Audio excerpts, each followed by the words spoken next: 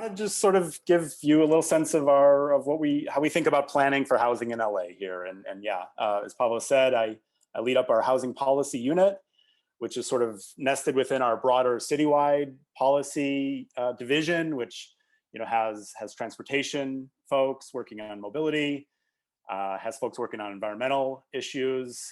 We're sort of in charge of the general plan, and then we've built out our housing team here. Like I said, quite a lot with council and mayor support over the last few years, and we've been busy. But it all starts with the housing element. So I do. That's really where all this began. Is like, okay, let's do this plan every 8 years and really commit ourselves to doing some things, some action items.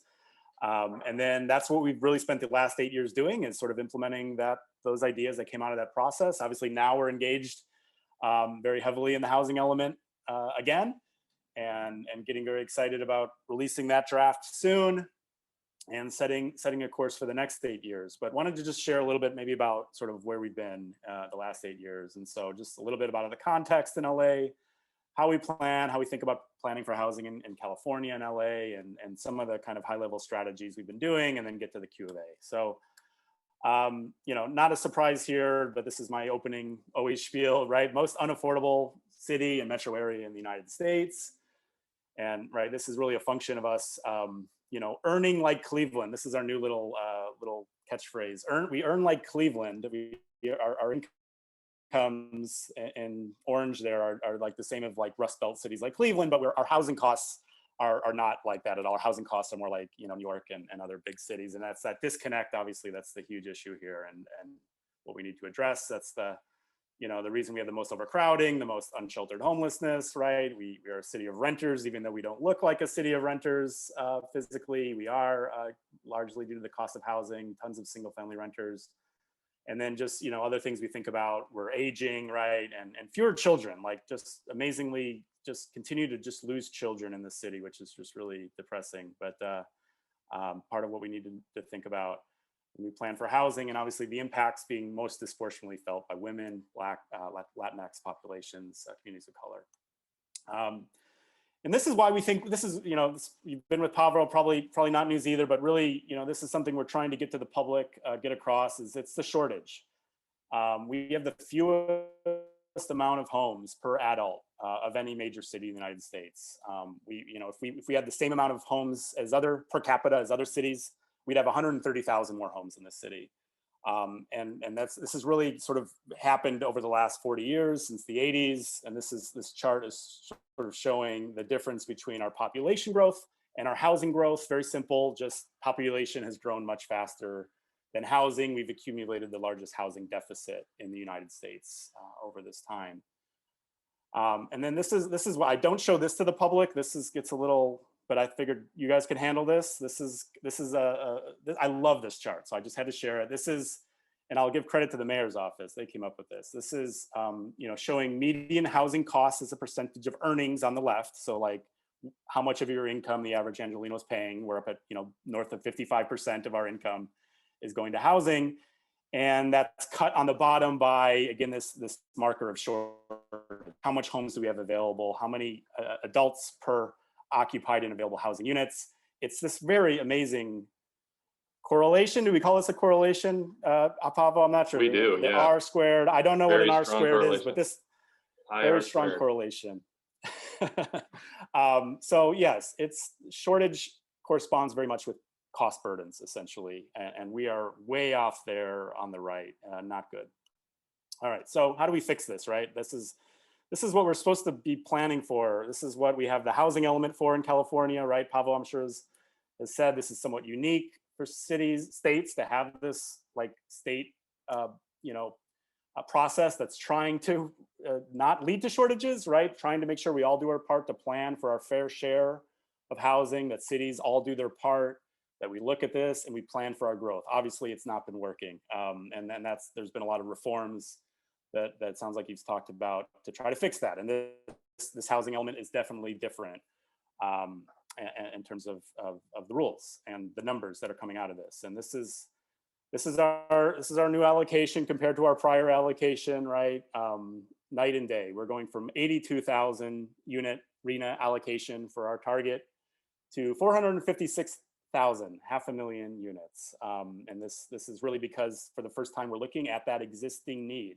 We're looking at now, the formulas never took into account the deficit, the shortage, the overcrowding, and the cost burdens, which really are a marker of that shortage. That was never a part of it. Now it is. Obviously, Southern California, LA, we're as I just showed you, we're the home of that. So we got hit pretty hard. But these new numbers are trying to reflect we need to address this shortage that's accumulated. And that's the big reason the numbers jump so high here. Just to give you a sense of what those numbers look like, this is our housing since the 80s. You know, we've been building 20,000 units last 2 years, which is, you know, highest since the 80s, but nowhere near the 57,000 target we would be looking at in this new RHNA cycle. So well short. And then obviously at affordable housing, the deficit and the gap is even bigger. We're meant to be now producing 23,000 lower income units a year. And we've been, you know, as you can see on this chart, lucky if we get to 1,500 a year in most years. But this 2020 was quite good. 2020, we're finally seeing the fruits of things like HHH and some of the policy things like the linkage fee and TOC, really pushing projects more into doing mixed income affordable housing, which is kind of this blue on the bottom part of this bar chart. You can see the blue going from nothing, almost we were getting no mixed income housing, no sort of inclusionary 10 years ago. Now it's almost half of all of our affordable housing is completely unsubsidized mixed income development. The teal is your traditional funded affordable housing, which has been more or less somewhat stable. But we think there's a lot of room to grow in both of these categories, but even more, get even bigger and more mixed income, more inclusionary kind of things. So just to, you know, I can't share too much about the pending housing element. I'm happy to answer questions, but just to give you a sense of like, okay, here's our kind of 4 strategies here in LA. This is kind of how we bucket what the housing element, what our housing policies want to do, right? First of all, most importantly, we need to address the, you know, unique special needs, homelessness, seniors, disabled, most urgent needs. We need to preserve the affordable housing we have. We need to create more affordable housing, obviously, and we obviously need to also expand the housing supply. And so this is the sort of four prongs. And just really quick, I don't know how quick this is going to be and how interesting, but one just share, these are some things that came out of the last housing element that we did, essentially the last 8 years. We passed an emergency shelter ordinance, basically by right emergency shelters. That was one of the first things we did. We sort of tried to prioritize. We did the motel conversion ordinance, kind of a little bit ahead of, you know, Project Room Key and Home Key, which now the state is modeling, great. But we did this motel conversion ordinance to try to make supportive housing, transitional housing from motels a while back. This permanent supportive housing ordinance is something we're really proud of. It was basically by right supportive housing citywide. Getting rid of CEQA, getting rid of our site plan review, discretionary processes, giving big incentives, removing density limits in most projects, giving you height. Unfortunately, this is really meant to go with HHH, right? The bond, the $1 billion, we all voted to tax ourselves to try to streamline, right? We're all hearing that HHH supportive housing projects are taking too long. This was meant to address that about 3 years ago. Unfortunately, it was sued. It was sued by folks in Venice who didn't want supportive housing, who continue to fight supportive housing, sued our ordinance for 2 years. We were not able to use this ordinance for the critical 2 years when all the HH projects really were going through and could have used this. It's an untold tragedy here in LA that nobody really got to take advantage of. People are now, and actually even private folks are taking advantage of it now. But because it's in effect, but it was under a CEQA litigation for too long.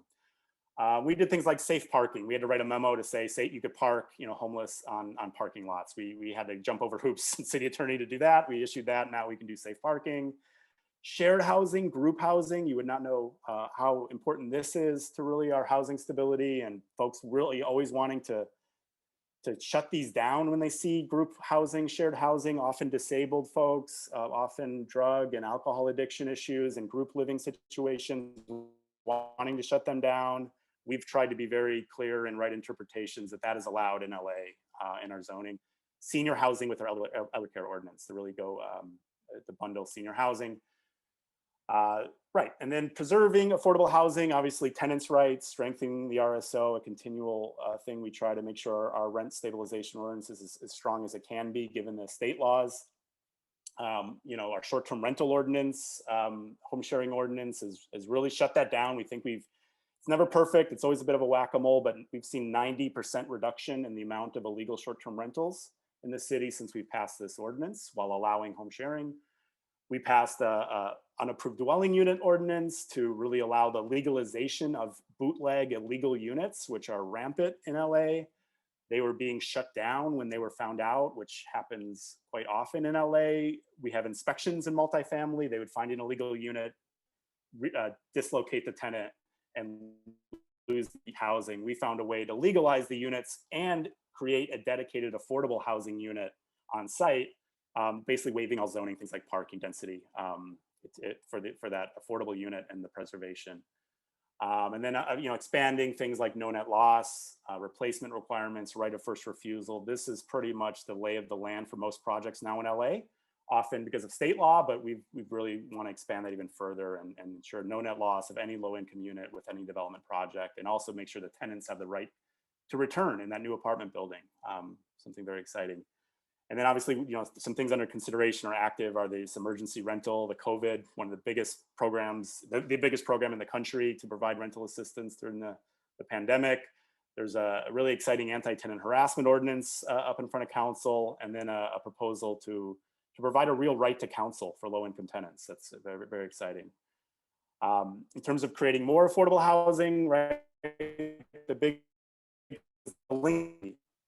This sort of gets forgotten by folks, but this was really, after 30 years of trying to do inclusionary in LA, we were all set to do it, and then it was illegal. There was a state case, a court case here, that basically made inclusionary illegal.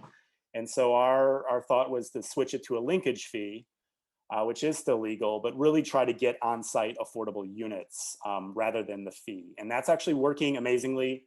People don't realize this, but almost every multifamily project now in LA includes affordable housing to get out of the fee.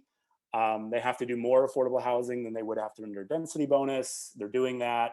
And we're getting now, that's the big part of the reason our mixed income developments have become common, and that those numbers I showed you are through the roof. It's a kind of a push by the linkage fee, and then the incentive programs working alongside that. And that of course is the density bonus and the TOC program. I don't have tons on the TOC. I didn't bring tons, but I'm happy to answer TOC questions. Obviously, hugely impactful program. I think we're at now 35,000 units in 3 years approved or proposed under that program. Almost 8,000 of them affordable. Most of those extremely low income, 30% AMI, which is something that's never been served by any incentive program before. These are really minimum wage workers now being able to live in very nice buildings all across the city. These are dispersed fairly well. It's nothing's perfect, but this has obviously been an impactful, significant program. And then the value capture concept, and this is something that has really been an uptick. I think that we put those words in the housing element. It's become sort of the mantra when we do planning. Let's capture that value of the upzone. I know some people are against that. There's the the parking debate right now about whether we should with 1401 to capture the value of that parking giveaway. But we've basically said when we do community plans, we always have this base bonus system now in place. We have this value capture ordinance, which was like all these obscure ways to get more density in floor area, now very much tied to increasing affordability. Yes, you can get more density, but you're gonna have to scale up the affordability to get that density. And that's, again, something you see in these transit neighborhood plans, Expo Line Plan, and then the Mellow Act. That's something that's hot right now in the coastal zone, really going further than anybody else before in terms of inclusionary and replacement requirements and value capture requirements. Finally, how do we increase the darn housing supply? Well, we need to do it smartly, right? We can't have blanket strategies. We really need to be careful about displacement. We want to really expand housing in high resource areas, and that's really the new push with the housing element. But obviously we've done that through our incentive programs. We've done that through our ADUs, which we're probably the most successful ADU jurisdiction in the state, in the country, with about 5,000 ADUs per year now. And just really looking at our regulatory, looking at our community plans. That's where they're supposed to do this ingrained, upzoning, downzoning, new policies at a community plan level, and then of course at a citywide level. We're now working on the housing element, which is likely to have a significant rezoning requirement. I'd love to share you some big numbers and tell you, but we're still kind of landing. But it's going to be a sizable rezoning required as a part of the housing element. And we've just put out a report, 2 reports actually. One's called Equitable Distribution of Affordable Housing. One is in response to this land use ballot measure initiative from a council office. And we've put forward this idea that we can get more equitable affordable housing if we use this opportunity through the housing element, through this rezoning mandate, to put, we said most, we'll say the majority of the zone of a triple-digit rezoning number would go in high resource, high opportunity neighborhoods. We just put that on the street a couple of days ago, and we're very eager to see the conversation that starts with City Council, but trying to get some concepts in front of them of what a rezoning plan would look like. Do you like these ideas? So those are some reports if you really want to dig into some of the latest thinking.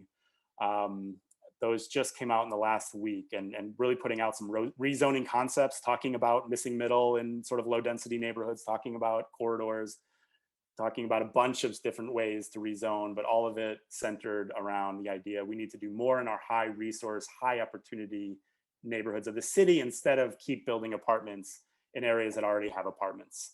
Where there is the threat of displacement. So kind of a shift. We've always in LA planned around our transit system as our #1 sort of orientation, North Star, and the transit overlays with low income neighborhoods with lots of apartment buildings right there. So that has been the consequences is the occasional displacement. And we don't think the numbers are not huge. There's been studies, but any redevelopment of an apartment building is not really our cup of tea, even if we get replacement, even if we get the right to return. Really looking at how can we rezone for multifamily in areas where there is no displacement risk. So that's sort of the big picture coming out of the housing element, some of the policy changes, really emphasizing anti-displacement. And we're excited to get that draft on the streets here in a few weeks, by end of June. Start that dialogue, and very, very happy to talk more about that and get you guys' ideas, but that's sort of the idea with the housing element is this rezoning, and then really setting forth policies that are making our new kind of growth strategy clear, putting equity right at the top alongside things we should think about when we do rezoning, when we think about where new housing should go, that equity is kind of on that pillar, that anti-displacement is part of those considerations. So that's all putting in the policy framework that obviously guides future actions. And then lots of, hopefully exciting programs about, how do we use public land? How do we do land trust? How do we get, tenants opportunity to purchase? How do we, plan better, all kinds of things that is too much to get into, but that's kind of the housing element. Obviously, this as I started with this 8-year plan to assess and refine and hopefully advance emerging policy objectives here. So I'll stop there. Thank you so much, and really looking forward to a dialogue here, Q&A. So thanks, guys. That was fantastic. You're a pro. I have a ton of questions, but I'm going to let the students. Maybe I'll just start with MC's prerogative. First question, two ones. Yeah, thank you. LA County, if the rest of LA County built as much housing as the city of LA did, how much more housing? Because LA County as a whole, I mean, like the city of LA is 40% of the county's population, but it builds, what, do you know the numbers? Like 75% of the county's housing? 75% of the housing, 85% of the apartment buildings, multifamily, yeah. Right. So I wonder at the city, is there ever like this idea of yelling at other cities or doing something regionally to like? Well, this was, yeah, I mean, the council and Garcetti were involved with the RENA right. allocation stuff. I mean, I think that's partly why they were active in that process, but I wonder whether there's other kind of regional actions that I don't know about. That's the big one, I think, and that is what got, people excited about engaging in a obscure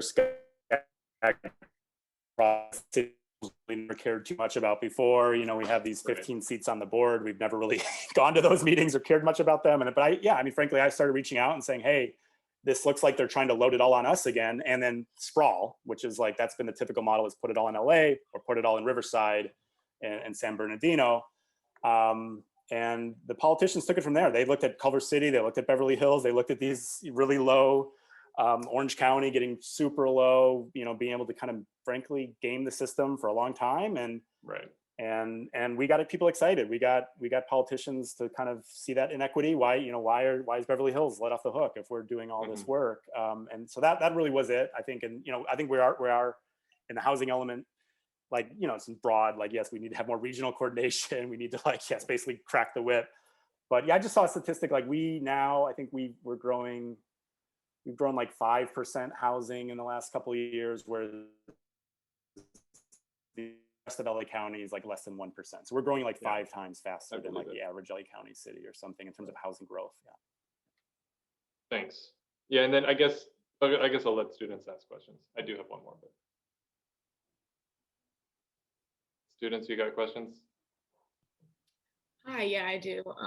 I'm also in the housing element review class, so we have been reading lots of housing elements over the last couple months. And something we've noticed is that there is a lack of substantial affirmatively furthering fair housing analysis in a lot of them. And so you mentioned that equity was a strong point of LA's housing element. So I'm curious what kind of AFFH analysis that you did. Yeah, great question. That is an important new requirement that we're supposed to look at our existing zoning capacity through the lens of, is it furthering fair housing? And that's kind of the report that we just put out. This equitable distribution is kind of a preview, and you know, spoiler alert, it's not been terribly equitable, right? It's a lot of the multifamily has been. You know, focused in lower income segregated communities rather than high resource communities. That's a reflection of our current zoning, which I kind of mentioned, our current kind of growth strategy, which has been focusing things along transit, which is where a lot of the low income neighborhoods are. And absolutely, you know, the idea is you analyze that, and we're doing like the official, like, you know, analysis in the housing element right now and doing that. But I think it's going to come to a similar conclusion that it's not been necessarily furthering fair housing in our current approach. And the idea is then you take actions to redress that. And one of the big actions, as I mentioned, would be our rezoning. If this triple digit, you know, 100, you know, maybe something like, you know, 200,000 and 300,000, right? Like big numbers of rezoning, that the majority of that would be in these high opportunity, high resource categories. As a first way to address that. And then really building in structural changes. The other kind of exciting top line recommendation in these reports is to actually fundamentally change the way we do community planning. As I mentioned, community planning is where we are really supposed to get down and dirty and do the tailored zoning and what's subzoning, where's not. That process, frankly, has always been tied to SCAG projections. This is a little inside baseball, but it's really fundamental part of the problem is that our planners have said, well, SCAG doesn't think this area of Encino is going to grow very much. And that's basically based on past growth or past non-growth in wealthy areas that have not been building any housing for many, many decades. The projections have been, oh, well, then they're not expected to grow. And then the planners take those numbers and say, well, we don't have to plan for any more growth. It's a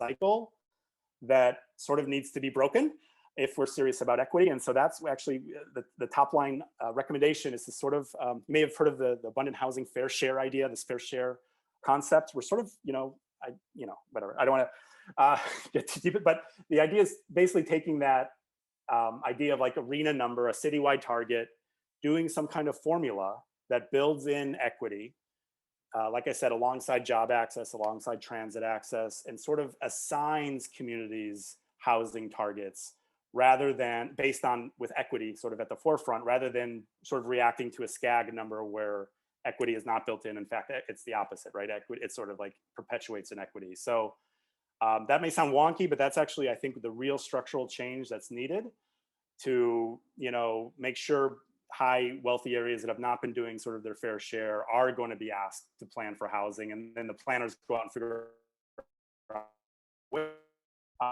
but they sort of have their marching orders right up front, that now you are going to be expected to produce some housing, and let's talk about where it's going to go, rather than right now a lot of the conversation is, we don't have to do very much here because you've not been growing, there's no housing needs here. We know there's tremendous housing needs, and we know equity is important. So that's kind of that's a bit of a longer term strategy, but that really, I think, is what would fundamentally change some of these inequities.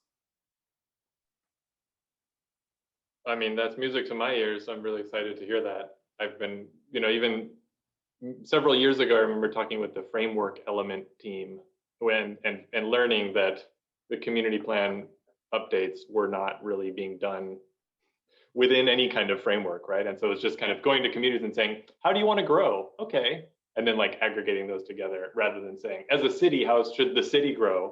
And then giving goals and objectives to the community plan teams to say, okay, this community needs to grow in this way. How would we like to do that, right? So that's super exciting. And I have questions about the rezoning CEQA dilemmas, but let's let Jan and then Sarah ask a question.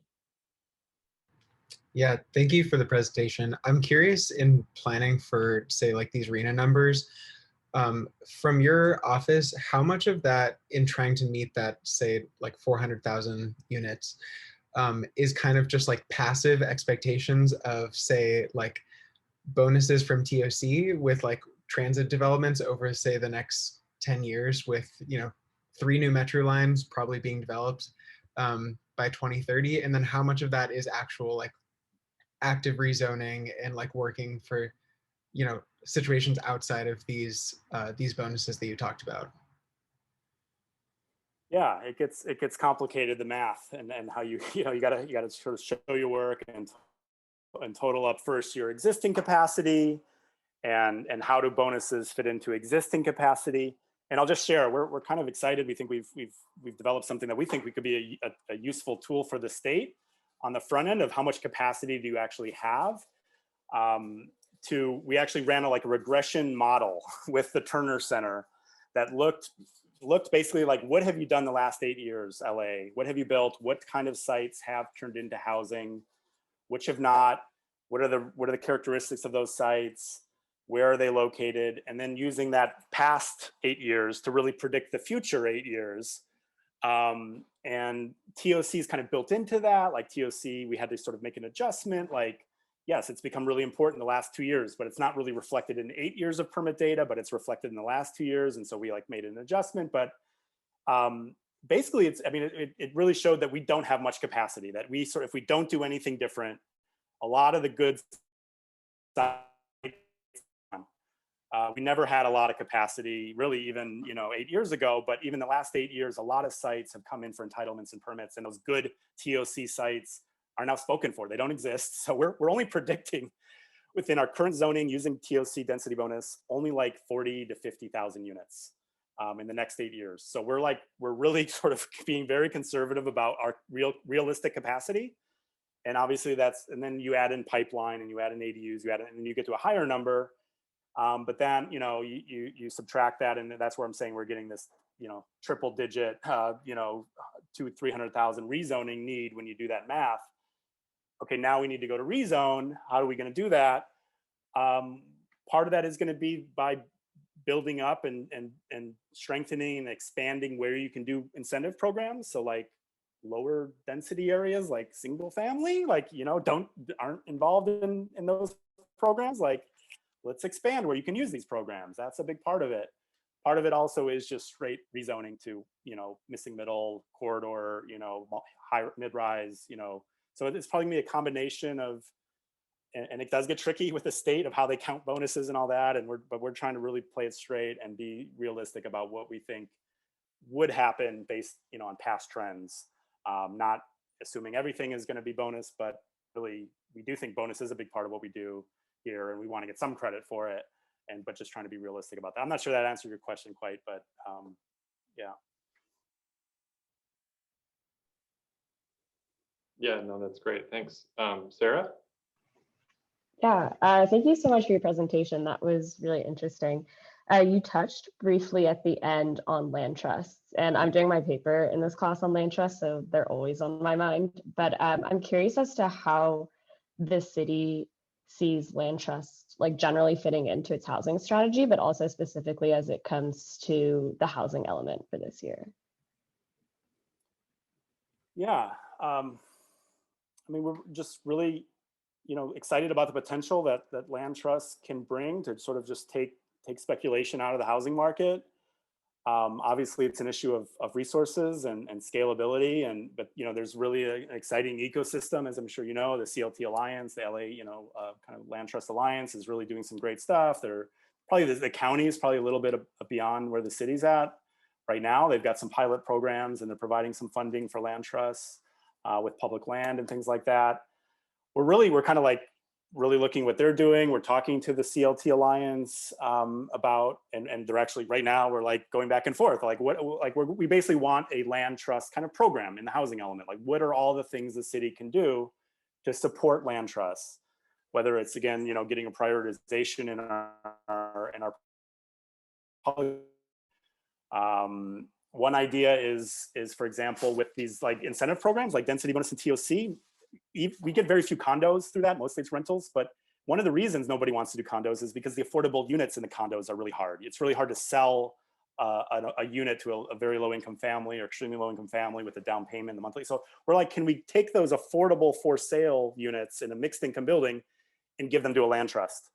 That's an idea we've seen in North Carolina that we're excited about. Can they be the stewards? Can they then kind of manage a shared equity model, begin to build a portfolio of sort of mixed units around? But I'm excited to hear what you think we should be doing. There's just, but like, it's part of it is like funding. Obviously we need more funding support for these organizations, and that's always a challenge. Just there's so much priorities for dollars and not enough dollars. That's a whole other issue here in LA. We just are really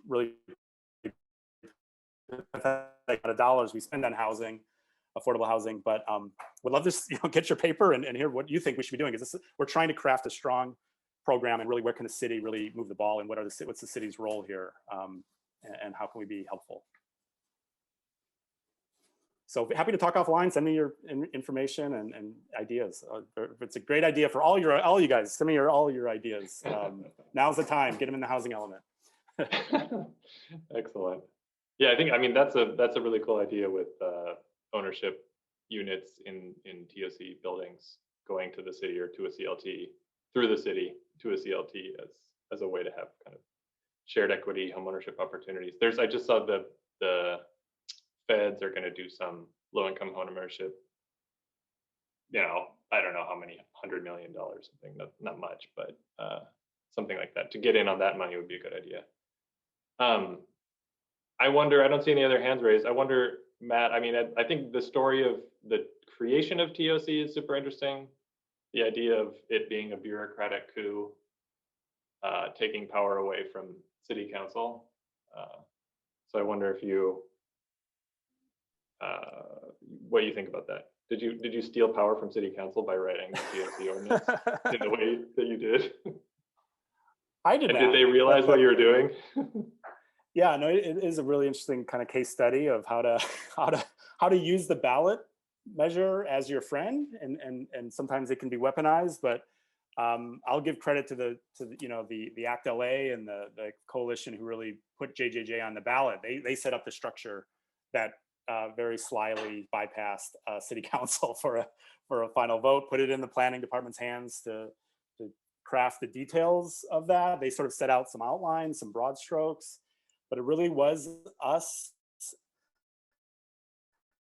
I'll give the mayor a lot of credit, because there was a lot of dialogue. What do we do with this thing? We could kind of turn it into a nothing burger if we wanted to, or we could go big on it. And we I think we decided to go big on it and really take the advantage. Really look at it as we're so behind in our zoning.